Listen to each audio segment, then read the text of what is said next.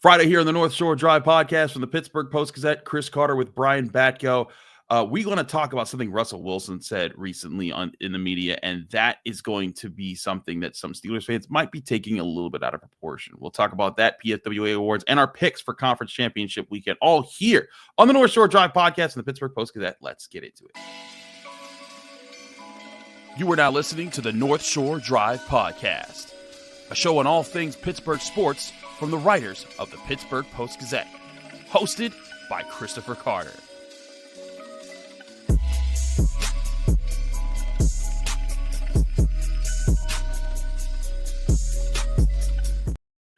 Hello and welcome to the North Shore Drive podcast from the Pittsburgh Post-Gazette. I'm your host, Chris Carter, here with one of our great Steelers beat writers, Brian Batko. And as always, you can find the show on your favorite podcasting apps and on YouTube. Like this video if you enjoyed. Subscribe to this channel to get all of our Monday, Wednesday, Friday episodes of the North Shore Drive podcast, as well as all of our daily content that comes out from all of our sports writers, like Chip Tam and football every Tuesday from Brian Batko. As always, the show is brought to you by Edgar Snyder Associates. Whether you're injured in a car accident or hurt on the job, Edgar Snyder Associates has helped injured victims for over 40 years recover more than $2 billion on their behalf. If you or a loved one have been seriously injured in an accident, call 1-800-94-EDGAR or visit www.edgarsnyder.com for a free consultation. And remember, there's never a fee unless they get money for you. Brian, Russell Wilson made some headlines this week going on the Pat McAfee show and talking about his potential future with the Steelers. And here's some quotes from the interview. He says, quote, "I got so much more in me, man. I'm excited. Obviously, my goal is to be with the Pittsburgh Steelers a long time and hopefully finish my career there. Pittsburgh is a special place for me. I love it, and hopefully I can play there a lot longer." So it also says, yes, we've started to talk a little bit, talking about him and the Steelers. Obviously, we had our meetings and everything else and just kind of getting into it. And of course, this started a frenzy because it's everyone's like, whoa, the Steelers are starting contracts talks with Russell Wilson. That means they're definitely going with him. Right, Brian? Yeah, I mean, I look at this, like he talked right after the game, said a lot of this stuff. He talked the next day, locker room, clean out, said a lot of this stuff. I suppose anytime the returning starting quarterback, not really incumbent starting quarterback, but I guess in his mind he goes on a national show and discusses anything pertaining to himself and the Steelers, it's somewhat newsworthy, but I didn't take much from this interview, Chris. I mean, I wrote right after the game in Baltimore. We were asking him about it. It's basically Russ trying to speak into existence his continued career with the Steelers. It's clearly going to be up to them whether they think they really want to continue down the road they were on for that 5-game skid. And I know people are going to say, oh, well, look at the highs of the season with Russ. And it's sort of like, okay, there were a couple good wins in there, but for the most part, once the opponents got tougher, the ceiling got a lot lower. So that to me is a major concern. And this is a case of Russell Wilson being Russell Wilson. He's always optimistic. He's always positive. I give him credit for always being himself. He doesn't get dragged down by any of the narratives or really negativity. Although I guess he also, and you say he's played for 2 great head coaches, Pete Carroll and Mike Tomlin. I didn't know Russ had that petty bone in him, but I guess the Sean Payton thing went just that poorly. And Nathaniel Hackett that one year. Yeah. So I mean, hey, there's a little bit of an edge, I guess, when he says things like that, but this feels kind of like when you might be breaking up with your significant other and you or them start to just be really overly nice and overly friendly to make it more difficult to rip that Band-Aid off. It just, I don't know. It doesn't really resonate with me too much. And I agree with you, Chris, that I think the stuff about them talking, I mean, yes, they had exit interviews.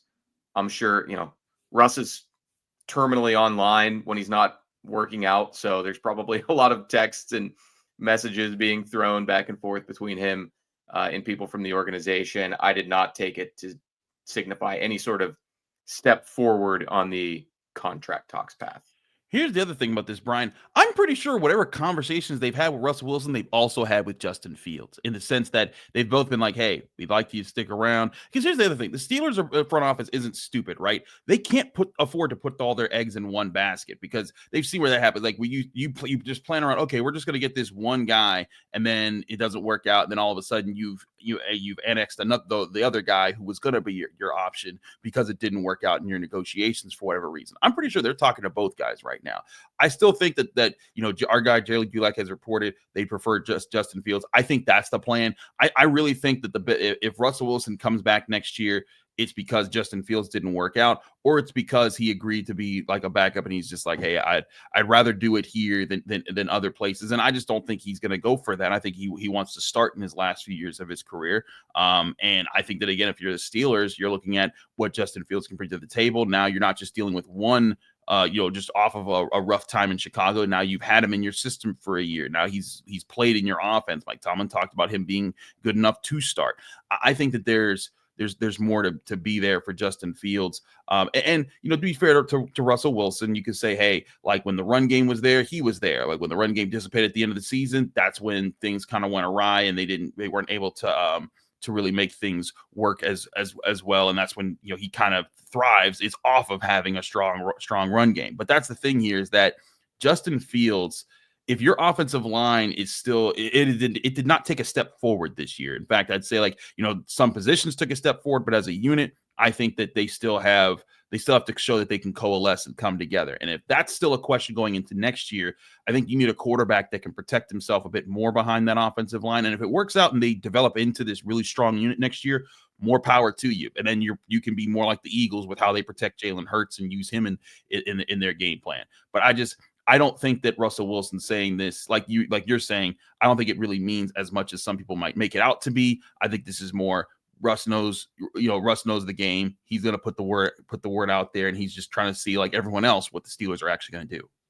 Yeah, and I'm sure, he always presents that confident image, but you got to think human nature. Yeah, but you got to think human nature. He's been on 3 teams in the last 4 years. If the Steelers do not bring him back, it'd be four teams in 5 years and 3 straight years with a different team. I mean, that's a tough kind of journeyman way to end a really stellar NFL career and probably a Hall of Fame career for Russ. But, it probably feels like it's crumbling a little bit if he's not back in Pittsburgh. So, yeah, certainly do the PR tour, try to kind of will it to happen. And, I think you're making a good point there, Chris, that there might have to be a tough decision of like, okay, am I going to be a starter? If it's not here, who's really going to sign up for Russ as the starter right now? Like maybe the Raiders or the Giants, they want to bridge to their next guy, assuming they draft one this year or trade up to do so, maybe if you're the Raiders. So, I mean, those are 2 potentials. I can't imagine like the Jets, if things fall apart with Aaron Rodgers, that they would want to go the veteran QB route again. I think with Russ and the way he's always played at 36, his mobility is probably only going to decline at this point and hurt his overall stylistic play. So, yeah, I mean, it's a difficult situation for him to be in, no doubt. And maybe there is an outside chance that the Steelers get both of these quarterbacks back. And the pole position conversation that we talked about ad nauseum from, what was that, I guess, March to September is flipped. And maybe Justin Fields is the guy with pole position. And Russell Wilson does have to kind of accept, okay, things have shifted for me. It doesn't mean I'm never going to play again. Doesn't mean I'm never going to start a game again, but it's a different role. I'm in the passenger seat now. And if it's not, if you're going to go to somewhere like Atlanta or somewhere like Houston or Dallas just to be a backup, like then why wouldn't you just do that here, right, where you're already pretty comfortable and that the quarterback situation is relatively unsettled? Yeah, I feel you there. I don't think that this situation is settled either. I think that this is very much up in the air. The Steelers are trying to figure out what it's going to take. I also think money plays. Money for sure. The last thing I was going to say though, like, and then you make your point, but they're not changing Mike Tomlin. It doesn't look like they're making any major coaching changes. We are recording this Thursday afternoon, so by the time you guys hear it, maybe something probably fired shifted. everybody. But like, and obviously you don't bend to the whims of your fan base, but the more vocal people get from the outside, and you're paying customers, and they want major changes to happen, well, you're kind of down to very few options to sell them. And if it's not Tomlin, if it's not coordinators, probably gonna have to be the starting quarterback, right? After what we saw in those last 5 games. So that to me is another just component, as Mike Tomlin would say, of this whole discussion. And like you said, what's he going to take on a contract at this stage of his career? Does he care more about making bank or trying to preserve some sort of aspect of his legacy? Yeah, whoever you pick at this stage to go with, whether it's one, the other, or both, this team still needs to develop a lot. Like the primary goal for the Steelers right now is to develop an offense and a team that is ready for the next major quarterback that they draft when they get that chance, whether that's 2026, 2027, whatever. It's not this year. I don't think the quarterback is in this draft class that you're going to make your franchise quarterback without, trading way up and hoping that Cam Heyward or Shedeur Sanders works out. I keep getting people emailing me about Arch Manning to the Steelers in the 2026 draft. And I'm like, hey, I get it, but especially since the draft would be here, oh my gosh, that would be, if he does end up being like the next Andrew Luck, can't miss, slam dunk, he's going to be the number one guy, no doubt about it. And he went number one overall here. That would obviously be a humongous storyline for the NFL. But I wrote back to somebody and said, as a football fan, I think it'd be cool to see Arch Manning with the Saints, Giants, or Broncos. Like that would just be fun for not the Colts. Oh yeah, I forgot. How did I forget about the Colts? I was thinking late stage Peyton Manning, but yes, the Colts. Let's be honest, that quarterback situation is probably going to be wide open come 2026 as well. So put them firmly in the mix too. Absolutely. So that's the thing. I think the Steelers' main thing is they're keeping their ideas open and their options open. Because that's that's your best route right now. When you don't have a surefire thing, you play the field, you play nice with both guys, you see what you can get, and we'll keep you up to date what those decisions are. And I think Justin Fields is going to have suitors. I think he'll have more suitors he will. than Russell Wilson because of the youth, the mobility, and kind of we saw it with Mitch Trubisky to a lesser degree of like sometimes when you're a former franchise quarterback and you just like fade into the background for a little, your value is like artificially increased because exactly there's gonna be teams like, man, he's had the chance to watch and learn. And like I remember the offseason when the Steelers signed Trubisky, there was, I forget what analyst it was, but it was like, oh, I watched him throwing in warmups behind Josh Allen, and man, the zip on that ball. I was just like, this is what people talk themselves into, but you kind of understand it because the quarterback position is so finicky and there's only so many guys out there. Exactly, which is why I think the other factor with Russell Wilson is you never know how close you are to the Kirk Cousins ledge, where like clearly like that dude, like you see him think it throws at the end of the season, you're like, oh man, it's gone, it's just gone. And Russ may not be there. Russ is was still making good throws in that playoff game and was doing the things there. But well, look how long Joe Flacco toiled for. Very good point. Basically in anonymity, like people forgot that dude was even in the league for a while, and then he sort of had a Super Bowl MVP. Yeah, then he sort of had a little bit of a renaissance comeback player of the year type thing. So, hey, maybe Russ does have what's he been saying 5, 6, 7 years left in him. And if he does, though, there might have to be a valley before another peak. But that seems like a bit of a pipe dream. Maybe he's texting all the returning Steelers and saying, hey, it's okay. We're going to go win the next 18. We're going to go win the next 20, 22, 23. And that's the message.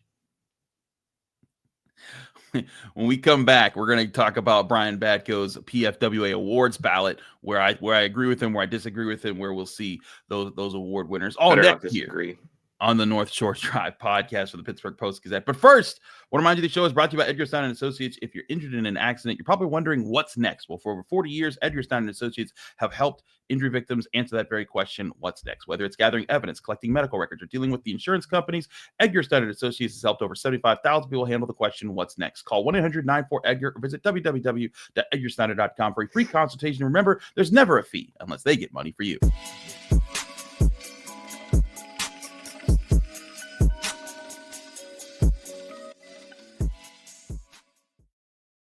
We're back here on the North Shore Drive podcast on the Pittsburgh Post-Gazette. Chris Carter, Brian Batko. Brian, it's time to talk about the PFWA awards and where they have things. The PFWA, Pro Football Writers Association, so not the AP, where that's usually the award that everyone heralds. But Brian got his votes in. Now, the PFWA always likes to remind people that I think for like contract bonuses and stuff, the AP and the Sporting News are all recognized as like a third of the deciding factor. But yes, it's the Associated Press one that's like tied in with the NFL honors ceremony and everything, and it's a more exclusive voting poll. So yeah, that's kind of become like the gold standard. But I kind of like the PFWA, and not just because I'm a voting member, but it does have way more beat writers across the country from all 32 teams and markets that get a chance to weigh in.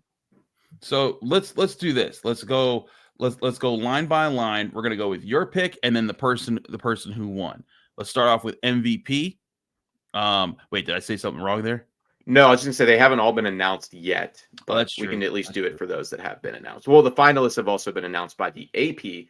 And for those who don't know, PFWA is Pro Football Writers of America. It's just a I said Pro Football Writers of America. Oh, did you? Oh, my bad. Yeah, way to pay attention. Guest. I used to call it the Pro Football Writers Association. It's a tough acronym to remember. It is. But let's get to it. You picked Josh Allen as your MVP here over Lamar Jackson. Lamar Jackson did win the award. What was your reasoning there? And people need to remember this vote comes before the playoffs, so this could not include what happened last weekend. Correct. My main reasoning was just I thought Josh Allen did more with less around him. Now I know Lamar's got numbers, and I was talking to some of my Ravens reporter friends in Baltimore, and like they were giving me the case for Lamar. Like all of his best games were Ravens wins, and I think it's something like a lot of Josh Allen's lesser games the Bills still won despite him. So I mean, there's plenty of good arguments for Lamar out there that you can find, and clearly many voters have read them because he did win the PFWA. He won the AP first team All-Pro quarterback spot, so he's probably going to win the big three MVP. But I just thought Lamar got gifted Derrick Henry this offseason. I thought that made his life a lot easier in a lot of ways. I mean, certainly the Steelers saw it up close and personal in those last couple of meetings. And Josh Allen, I mean, they traded away Stephon Diggs and basically said, hey, Josh, we'll put whoever around you, Brian Batko, Chris Carter, and Ray Fittipaldo. They're your supporting cast now. And he still balled out, led the Bills to a better season than the Ravens. So that was pretty much my nuts and bolts argument for Allen. So I hear that about the talent around him. Now I will say, like, he don't got nobodies around him. Amari Cooper's pretty good. Dalton Kincaid's pretty good. James Cook's pretty good. Their O-line's pretty good. But to your point, like Derrick Henry, Mark Andrews. Yeah. But to also say Mark Andrews, we can see might not be all that. Like I think Mark Andrews has very much been propped up by the Lamar Jackson pedestal, over the years. But I'd say Zay Flowers, I would take him over any of the Bills receivers. Maybe not Amari Cooper. That's here or there. My only thing with that is the 41 touchdowns to 4 interceptions is just that impressive of a ratio. And to the point where people, because I've heard this argument before too, where people say like, oh, well, the Bills have a better record and they had less to work with. I'm like, well, the Bills also get the benefit of playing in the completely trash AFC East, where you can beat up on the Dolphins twice and the Patriots twice. They didn't beat up on the Patriots twice and the Jets twice. Whereas the Ravens got to go through the Steelers, who, yes, I know people are really down on the Steelers right now, but let's face it, they are a much tougher competition than anybody else in the AFC East. The Bengals are feisty, and the Browns always find a way to dig in all three of the AFC North teams' rear ends, even when they're terrible and they only have 3 wins on the season. So I look at that and I'm like, yeah, here or there. I look at so many less interceptions, so many more passing touchdowns, and that impressed me. That's why he would have gotten my vote, and I think he got a lot of people's vote. Plus, again, when this vote was made, it was before that playoff game.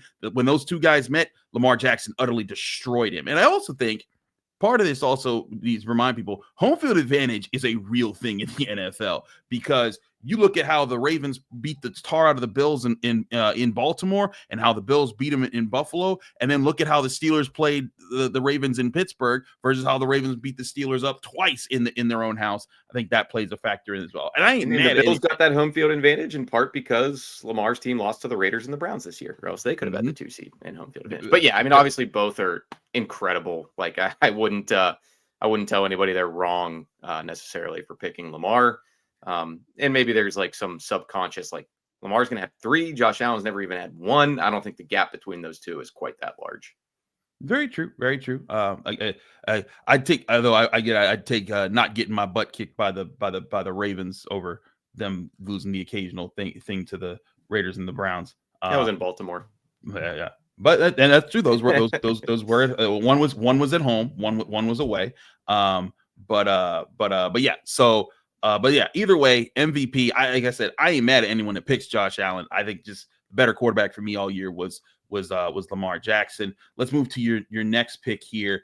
You picked your offensive player of the year, Saquon Barkley. Now, there's some that says that he should have been in the MVP talks a lot more than he was. And I think especially when you look at how the Eagles play, they ain't wrong. So I'm very on board with Saquon Barkley as offensive player of the year, maybe even as an MVP candidate. Yeah, I was going to say that the debate isn't really Saquon versus anybody else for offensive player of the year. It's more, should Saquon be in the MVP conversation? The only reason that I would say pump the brakes on that is just the quarterback is so much more the engine of really any team. And I mean, as incredible as Saquon is, we know that Eagles offensive line is also very dominant, and a lot of holes opened up for him as well. And then sometimes he reverse hurdles over people once he gets through those holes. So he's ridiculous. Not knocking him or cutting him down at all, but I don't know the next time we'll see a non-quarterback win MVP because of the quality of play that this league is getting from a lot of those guys. Absolutely. And you were right with this one. The rest of the league also picked in the PFWA. They went with Saquon Barkley, as did they go with your pick as well for defensive player of the year, Patrick Surtain II. This was an interesting one this year because Trey Hendrickson led the league in sacks, but like everyone's like, hey, Trey, great season and all, but like your defense was terrible. And you so kind of got to make the playoffs, I think, to get any of these major individual awards.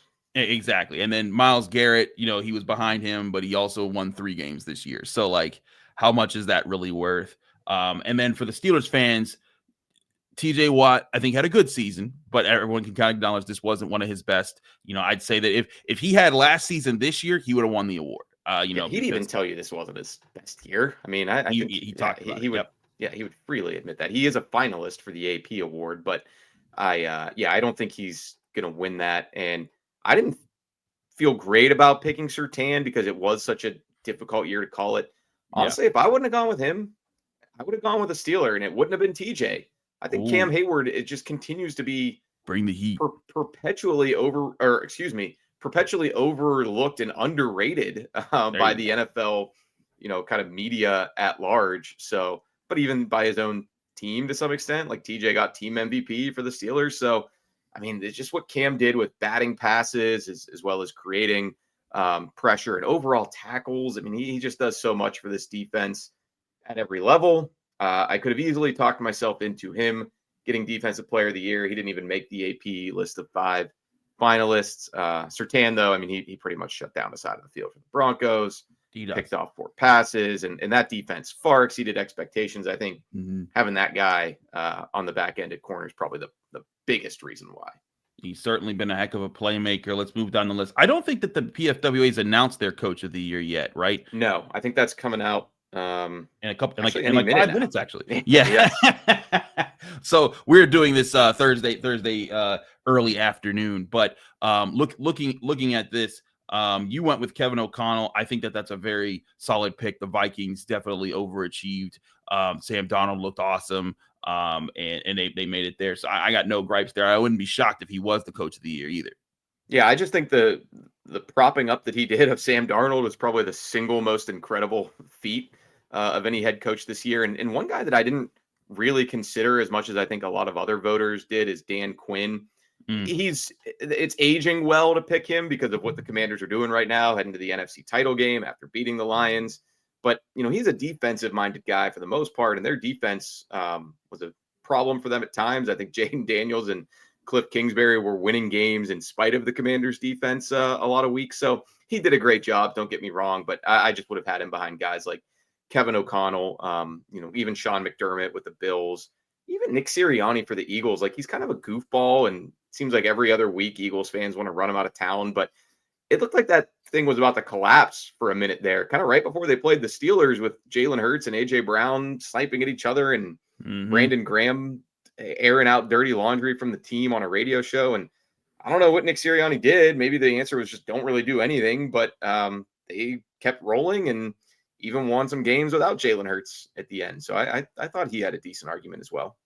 It certainly does. You went with his the guy that runs the front office, though, Howie Roseman, as the executive of the year for the Eagles there. That also will be announced in just a couple minutes here. So we'll see. The readers will be able to see, or the listeners will be able to see who if you were right on both of these. But I got no problem with that either. The Eagles might be the best roster top to bottom. save for just having Patrick Mahomes. Okay, let's do this. If you put Patrick Mahomes on the Eagles, do they go 18-0? I guess 19-0. Probably. Or if you put Lamar or Josh Allen on the Eagles, they probably go 18-0. Or Joe Burrow. Yeah. I mean, just Roseman signing Saquon from the Giants and seeing the vision for like, no, it's worth it. He's going to dominate behind our line. And those first two picks, Quinyon Mitchell and Cooper DeJean, who I think a lot of people were like, oh, they might be the two best corners in this draft. And he gets both. Like, yeah, I mean, they had a great offseason, and that's why they're in the NFC Championship. Absolutely. You also said your assistant of the year is Aaron Glenn for the Lions. I like that pick a lot. It didn't age well. It didn't age well, but at the same time, like, I think everyone could kind of acknowledge that the Lions defense was being held together with scotch tape, and he deserves a lot of credit for keeping it up as well as he did. And now he'll get to see if he gets to do that for the Jets. So that'll be interesting to see how that works out. But I ain't mad at that. Again, all those picks will be announced really soon. Your comeback player of the year was Joe Burrow. I feel that. I think that because he did have an injury last year. I guess I struggled to come up with a better one there. So I think that's there. I saw that Damar Hamlin was one of the finalists there this year, and I think some people there was a bit of a debate, because they're like, wait a second, wasn't his comeback year last year? And so it's like, well, no, he almost died. Right. So like he's still overcoming. It's such a unique circumstance that you're like, hey, you got to kind of figure he wasn't himself in 2023 when he didn't really. And I actually thought he got too much momentum last year for it because he just wasn't really playing a lot for the Bills. So I could understand giving him some praise for a year removed from that. But I mean, Joe Burrow had an historic season. Yes, they didn't make the playoffs, but this is kind of like the consolation prize for him after that wrist injury, which I think there were a lot of rumblings out of Cincy that it was like, this could be career altering for Joe Burrow. And yet he's like, I'm cool. Let me just throw 1,000 touchdowns again. Yeah. No, absolutely. Cam Heyward, great bounce back, comeback year for him as well. But I don't doubt that like the national media or fans are really looking into Cam Heyward's groin surgeries and abdomen and adductor injuries. But those of us here who watch the Steelers week in and week out know what he came back from. Most improved player with Jameson Williams, who did become a really good factor for the Lions down the stretch. What was your thoughts on picking him? And then he became a meme for several reasons: the touchdown celebration, the horrendous trick play interception. I mean, he took a massive leap in stats, number one, but also it just seemed like he unlocked a lot for that Lions offense, and they unlocked a lot from him a couple years after taking him in the draft. So I mean, he's a weird player. He's like the NFC version of George Pickens. He's always kind of doing something that makes you scratch your head. He had a couple suspensions, one for gambling, one for performance enhancing substances. So like he's got to keep his mind on the right track. But when he's out there and he's right, his speed is pretty much otherworldly. And Ben Johnson and the Lions made great use of that. So we'll see if he can keep it up. It seems like it's kind of whack-a-mole with issues popping up with Jameson Williams, but he had a great year for them, and Jahmyr Gibbs was also much improved for them too. So yeah, absolutely was. Real quick thoughts here on the all rookie team. Zach Frazier makes it as center. Is that a good sign, or is that just there are not too many rookie centers to really judge out there? I was gonna say, I mean, there weren't too many other options, but I think Graham Barton had a pretty decent year in Tampa. So I mean, no, it's a great sign though. Like Zach Frazier. I think some of the like bigger football O-line aficionados were like, hold on a second. Are we sure we want to anoint Creed Humphrey as the AFC Pro Bowl center? I mean, let's look what Zach Frazier did here. So he's got a lot of people believing in him, both who follow the Steelers closely and even those who don't. So yeah, good for him getting the first team honors there. I certainly voted for him. I also voted for Peyton Wilson, but he did not make it. There you have it. I want to talk to Brian about our picks for this weekend with the conference championship weekend. That's next here on the North Shore Drive podcast from the Pittsburgh Post-Gazette. But first, I want to remind you the show is also brought to you by Savinas, Kane, and Gallucci. They are Mesothelioma and as best as lawyers with over 85 years of experience. Call them today for a free consultation. That's Savinas, Kane, and Gallucci. We're also brought to you by Moon Township Honda, where you can get your new Honda vehicle at 5802 University Boulevard in Moon Township, PA, or visit their website, moonhonda.com. Here's a message from our friends at Moon Township Honda. It's that time of year again to get the Honda of your dreams during Happy Honda Days, where you'll find great offers on a sporty new Civic, spirited Accord, fun-to-drive HRV, and versatile CRV. So don't wait. Turn your holiday dreams into reality with a new Honda named KBB.com's best value brand. Buy online, reserve from select dealers, or visit your local Honda dealer today.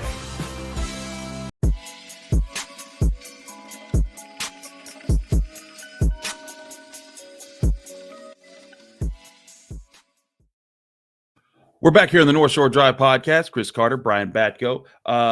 Brian, let's talk about this conference championship weekend. Only 2 games to pick from this weekend. The Commanders at the Eagles, the Bills at the Chiefs. Let's start in the NFC. The Commanders are 6.5. One note real quick, Chris, on the NFC. The PFWA awards did just come in. Kevin O'Connell was coach of the year. And Brad Holmes of the Lions was the executive of the year, their GM. And Ben Johnson of the Lions was the assistant coach of the year, now with the Bears. So what do those 3 guys have in common? They're all watching from home this weekend. So let's pick the games. I was gonna say 2 of them from NFC North. Yeah.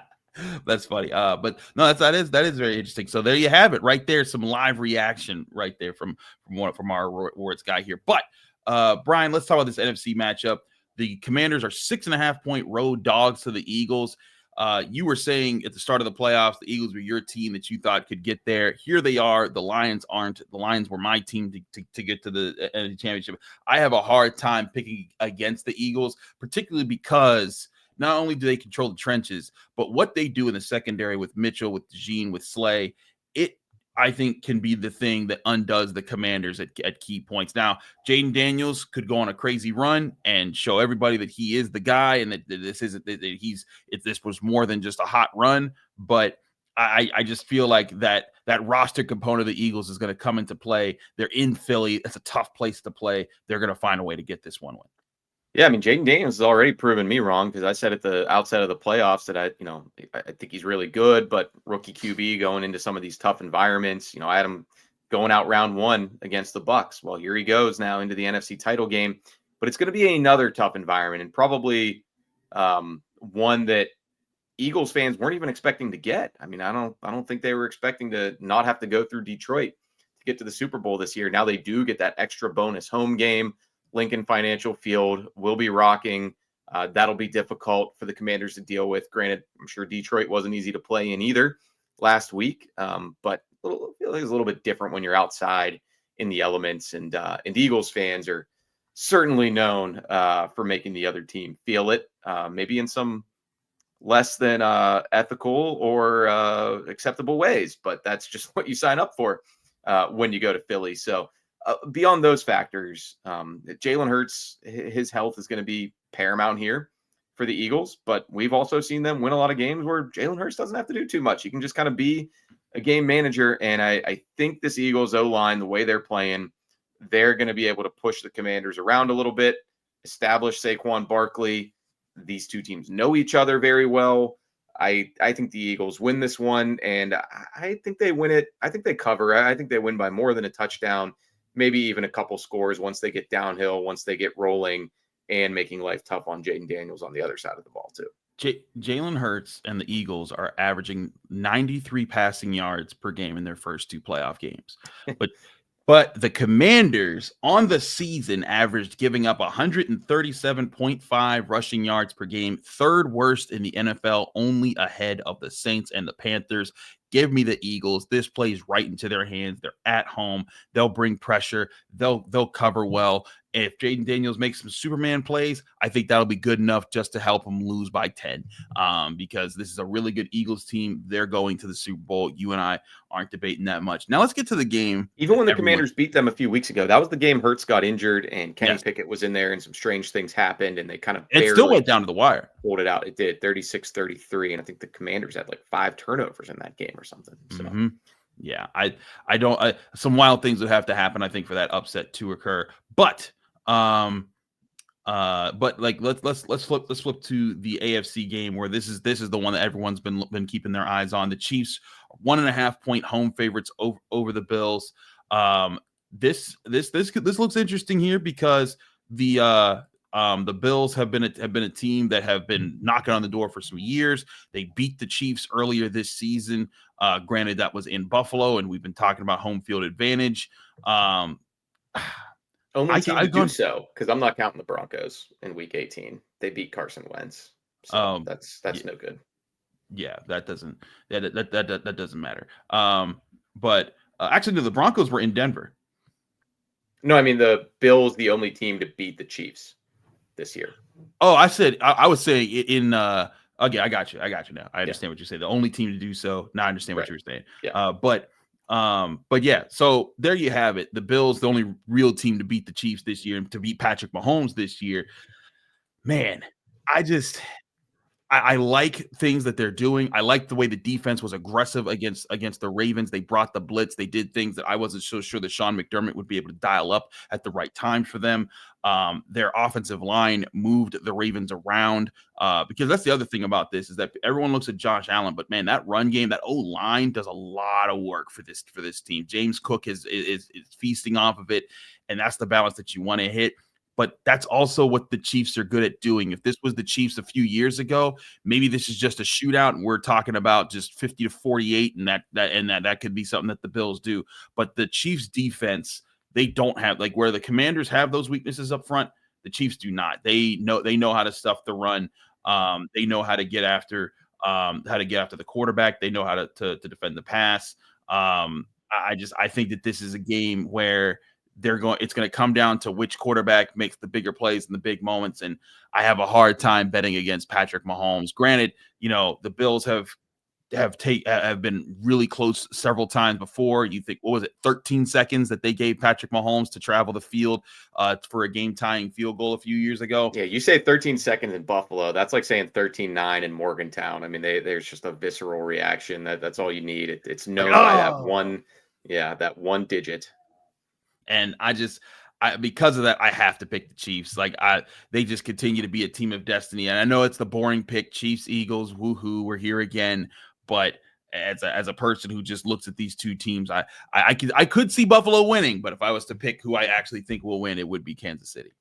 Yeah, I'm with you again, Chris. It feels much like what we were saying around this time a year ago, except it was the Ravens going to Arrowhead instead of Buffalo. And it's just a matter of the Chiefs are inevitable. It's Patrick Mahomes is going to roll out to his right or his left, and Travis Kelce is going to sit down in a soft spot, and he's going to hit him. He's going to find a way to the end zone, and they're going to be celebrating yet again. So, I mean, that game wasn't an Arrowhead against the Ravens, but that was in Baltimore. Either way, it feels like they're inevitable. Home or road, Bills or Ravens. Now, the Bengals had something to say about it a few years ago, but that feels like another lifetime at this point with what the Chiefs have been doing these last couple of runs. And again, aside from that Broncos game, in games that matter, the Chiefs haven't given up 20 points since that Panthers 30-27 win that they barely pulled out. I don't know if that was a wake-up call for them or what, but defensive coordinator Steve Spagnuolo always seems to cook up good game plans this time of year. They did it last week to hold off the Texans. Now, a lot of people are going to say officiating helped with that as well, but they still held the Texans to 14 points. Yeah, I think they're going to get back to the Super Bowl for a third, potential three-peat here, and Chiefs against Eagles again for the second time in 3 years. I'd love to see the Bills pull it off and shake some things up here, but I just think, I just think it's the Chiefs, and they get to this stage of the season. They get to the AFC Championship game. They pull out all the Patrick Mahomes voodoo magic and find a way. Absolutely. Well, there you have it. The predictions right there. We've talked about the awards, and we'll have a lot more when we come back next week after we know who those are. And who knows, maybe we'll have a time to talk. Maybe we'll have a time when we know we're talking to Art Rooney. We still have to look at, will the Steelers make any coaching moves at all this offseason? As Ray and I have said on the show multiple times, just because they haven't been announced yet doesn't mean that they're not happening. A lot of these contracts do expire at the end of January, so sometimes it's just a matter of letting those hit their mark and then moving on after. But we're going to have you covered here all throughout all of that from the Pittsburgh Post-Gazette, post-gazette.com for all our written work. Thank you, Brian, for joining us. Thank you all for joining us here on the Friday edition of the North Shore Drive podcast. Remember to get this show on your favorite podcasting apps and on YouTube every Monday, Wednesday, and Friday, as well as all the daily content that comes out from all of our sports writers here at the Pittsburgh Post-Gazette. Back here Monday with more on the North Shore Drive podcast. Thank you for tuning in to another episode of the North Shore Drive podcast from the Pittsburgh Post-Gazette. If you watch this video on YouTube, please like the video and subscribe to our channel. For all the sports coverage from the Post-Gazette that we have to offer, visit post-gazette.com.